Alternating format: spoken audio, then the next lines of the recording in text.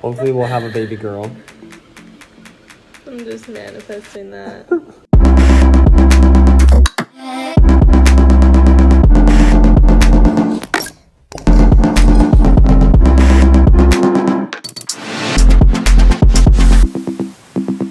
Connor is making fun of me because my shirt is extremely wrinkly and I don't know how to use an iron. It's one of those things I just need to figure out in my adult life, but I haven't gotten around to it. So wrinkly shirt for the win. Connor, on the other hand, is looking. If you've been around for a while, you know how I feel about wrinkly shirts. Bonjour. Bonjour, merci for being here. Merci. Don't forget to like, subscribe, or comment on this video if you like it. Hit the notification bell. Ding. It means the world to us. We really do appreciate all your support and everything that. Yeah. So today we thought it'd be fun to kind of mix it up. We're currently in this French Riviera, but we thought it'd be fun to do a different video because it was our anniversary last week. So we've just been reflecting on like 6 years of marriage and what we've learned, and we just wanted to ask if you guys had any questions for a couple that had been married for 6 years. So we asked that and we're gonna answer those questions today. Okay, first question is, how much did your relationship change after having kids? Take it away. It changed in a good way, and other ways, like, you know, it's kind of the end of an era, end of just like Britt and I always doing things together, but it like got better by like adding someone that we love so much, and it just made us grow a lot closer. Yeah, I feel like there's been a lot of times in our like parenthood journey where we've gone on a date and been like, hi. It's been a long time. I feel like I haven't talked to you all day, even though we work together and we've been together all day. It just sometimes feels like a tag team effort, and so I think like going on dates is really important because it gives us time to like really reconnect and really see like how each other's doing and just like rekindle that relationship. But I also think it's grown a lot. Watching Connor become a dad has made me fall more in love with him. So thank you. How do you know you're ready to have one kid and then more, and when are you done? I think it just depends on your relationship, obviously. We knew that we like wanted to be younger parents, and so we obviously wanted to start sooner. I also think there was a little bit of like fear for us, not knowing how long it would take to get pregnant. You never really know, and luckily we got pregnant really fast and we're really grateful for that, but you always never know. So I don't know, I think obviously for us a huge part of it is like our faith. So like we have God involved in our relationship a lot, and so obviously we kind of counsel with him to see like when we feel like is a good time for us. But yeah, I don't know, what would you say? I'd say we wanted to be young parents, but to be honest, I was terrified to become a parent. Yeah, and Connor did not think it was gonna happen. It's kind of a scary leap, you know. Britt and I were talking this morning just that you never get a day off as a parent. No, you are a parent forever. And there's like some fear incorporated with that, but honestly you kind of just adapt. And if that's like our life goal, is we wanted to have a family and we want to have a big family, and so you got to start somewhere, and it kind of feels like you'll never be like in the perfect mindset. Yeah, there'll never be a perfect time. And I think that's why pregnancy takes a little bit, like to Yeah, wrap your head true. around the idea. You have like What were we basically saying the other 10 day? months. We were saying that there's some animal that's only pregnant for like 90 days or something. We were like, Connor was like, That's too short. You So just can't. You scary. can't wrap your head around it. long yeah. enough. Next question is, could you picture yourself living out of the country one day? After being out of the country for as long as we have, I don't know if I could do it long term. Yeah, I think we could do we love little the stints like United we've done, or I mean, they haven't necessarily been little, but like a month at a time, or maybe a couple months. But I don't think I could do like a permanent change. Yeah, I think it depends where. There's been a few places that I'm like, oh, I could maybe live here. Like Australia, I feel like I could really live there. It just seems really similar to Hawaii. Britt has not encountered the bugs in Australia yet, so I don't know. But yeah, no, that's a place we've talked about. Yeah, but overall, I don't think I would want to move out for like a year. This question is for Britt. It was, how do you keep it spicy? Why is that for me? Spicy! honestly, Are you blushing? something that I feel like, sometimes I feel like as a young mom, by the end of the day, I'm just so tired, and obviously a young dad too. But by the end of the day, I'm so tired, and sometimes I feel like postpartum hormones like kind of mess with you. But some things I think that we've said before have been good for us have like been date nights, because that really helps. And then just like little things like flirting with each other throughout the day, like sending a flirty text message. Sometimes so out of the blue, you're like, oh, hello. Hi. Or I don't know. Its big thing a new lately has been outfit, Connor cuddling. getting ready. A big thing has been cuddling and giving hugs. I think sometimes Britt like, feels just, fulfilled when she feels like she is appreciated.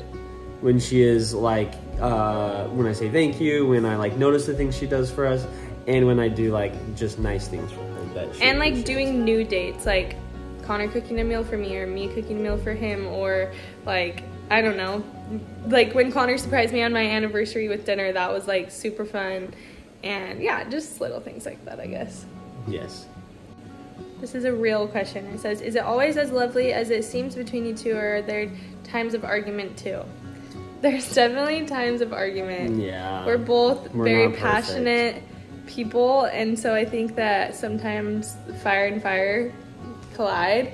But I think that the most important thing for us has been to not go to bed angry at each other. So we always try and resolve it before bed, right?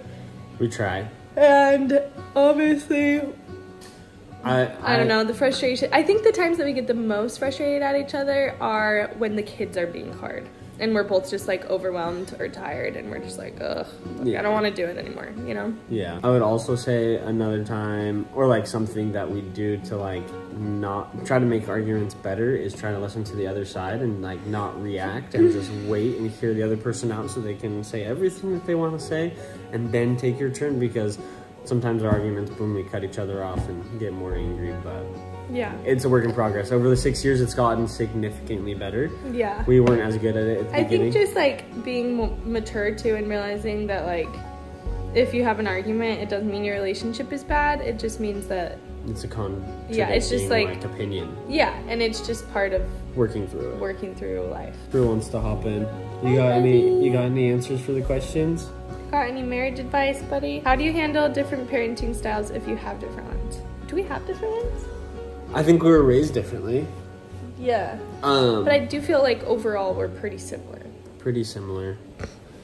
I mean, I go back to like this key thing that like helped our marriage was like having agreements and communicating things before they happen. So like talking about like all these things before communication is obviously so important. So if you're like talking to your spouse before you have kids, like how are we gonna punish, or I don't want to spank, I don't want to do this, I don't want to do that, and just kind of explaining like how you'd walk through a situation and just understanding how the person would handle it. Obviously, like the actual real life is different, but understanding that. We're talking about how do we explain this? How we've been married and people are asking us questions. What are some things to consider, discuss, not the obvious things before marriage? I would say some things that are not as obvious, maybe how you want to spend your holidays, whose family you're going to spend with, like what holiday with kind of thing. Obviously it can change, but just I feel like that could avoid a lot of contention. Also, like maybe how you guys want to spend your money, like how you've spent it before. That was something that we had to work through, because I was kind of more of a spender and Connor was like a total saver. And anything you would say? No, I totally agree with those. Yeah, just like communication on how, like, what holidays are important to you, how much family time you want to spend, because obviously, like, in-laws and family is, like, super important, because you marry your spouse, but you also marry their family, so you want to make sure you're excited about that and looking forward to spending holidays, because it's not like, oh, we'll, like, see them once a year. It's like, no, like, we're gonna talk all the time, and they're involved in our full life. What has been the hardest part about being married so young? Ooh. You wanna go first? Or I have some I ideas. think maybe not having any money. Not having any money, adapting to like a completely new lifestyle and a new person that you're living with, and I would say that's easier when you're younger because you haven't had as long being single. but I think like working through problems is a little bit harder because sometimes you're like a lot Not as more mature. immature, Yeah. and you're like only worried about yourself. And then I think like sometimes if you get married young, Honestly, I think if you get married older though, you're more worried about yourself. yes, I think there's. We'll agree to disagree on that one. Okay. I know some people who have gotten divorced or separated or have had issues through like the getting married so young, and like one of the partners says like, oh, I wish I was able to go experience all these other things and like go travel the world, go do these things I wish I was able to do before I got married. So I think like getting married young, you just have to know like there's obviously sacrifices with every life decision. If you decide not to get married young and get married later, or if you like just know like, oh, these things like I might not be able to experience, or I'll just experience them differently. Yeah. Okay, how do you guys, this is so nice, this person said, I'm a new subscriber and you guys are so cute and your kids as well. Happy anniversary. Thanks. My question is, how do you guys manage your children with everything going on every day, such as activities, work, and school? The toast is done. Here you go.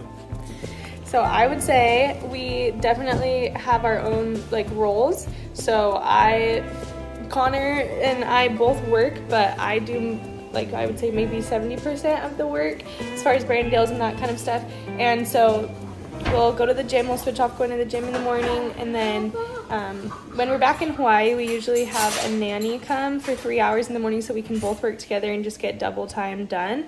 And then we switch off who makes like food, like meals. We've been switching off every week, but I don't know what we'll do when we get back. We both do the dishes every other day. I do the laundry, those kind of things, managing kids.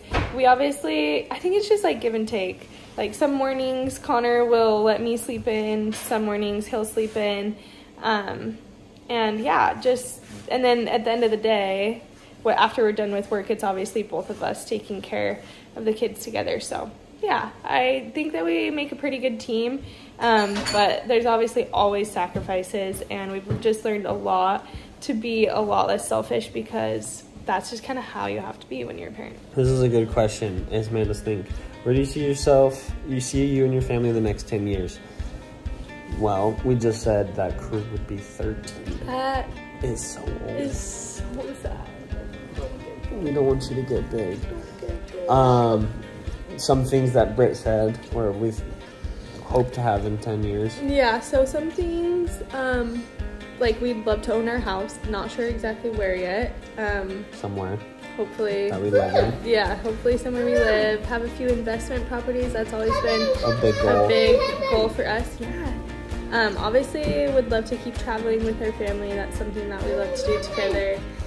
Crew would be 13 and Banks would be 11. So our family should be complete. Yeah, like our we'd family have would all be the. complete. That is so crazy. We would We be. would be 30. I'd be 30. Maybe still, hopefully still making YouTube videos. I thought you were going to say maybe still married. Hopefully still married and together. I think spiritually I'd like to feel pretty close to God.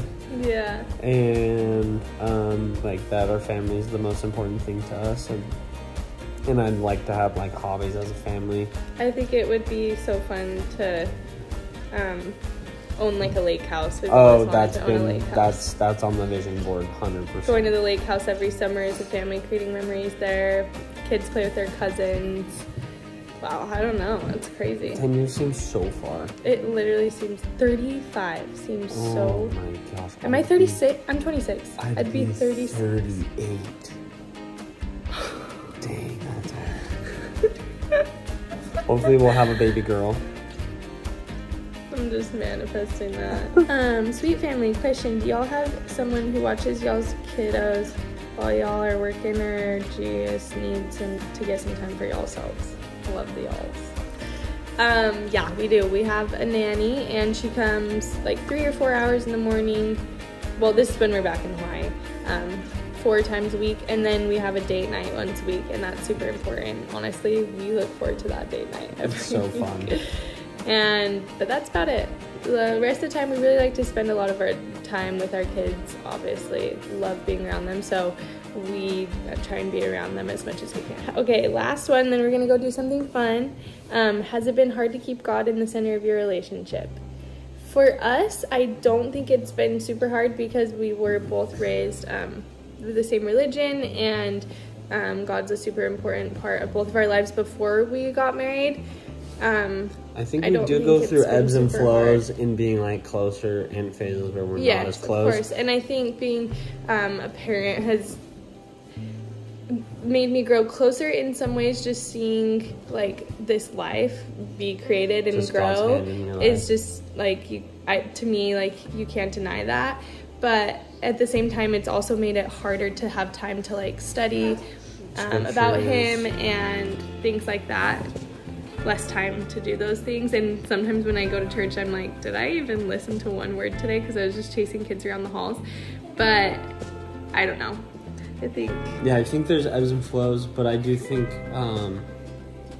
we strive our best to have them at the center of it, and I say we try our hardest. So thanks for watching, guys, and thank you for everyone who wished us a happy anniversary. We love you guys. Thanks for being a part of our life. And we will see you guys next week. Can you say bye? Hey, Strawberry. Strawberry.